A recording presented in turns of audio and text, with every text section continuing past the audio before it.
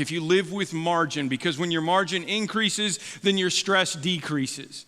And we know better, we know what's right and we know what's wrong, and yet 50% of the nation is literally one paycheck from disaster.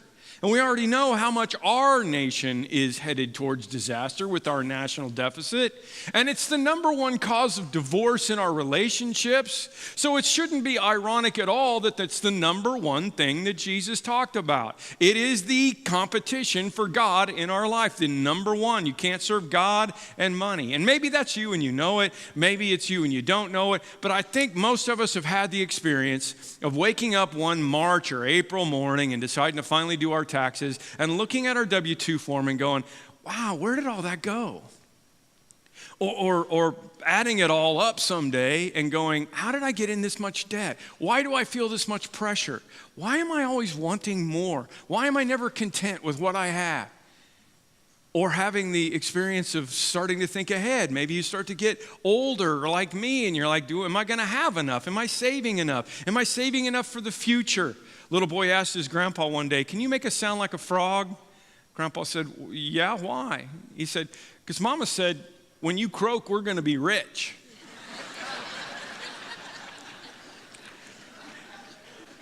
If you got that looking out on the future, then that's great. But otherwise, you probably ought to be thinking about this at some point. You're going to get to my age and start thinking about it.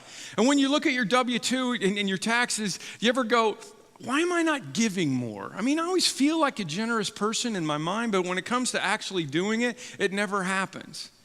Here's the thing. Andy Stanley said this. You can't decide to make Jesus the Lord of your life and take a pass on this issue. Jesus said too much about money.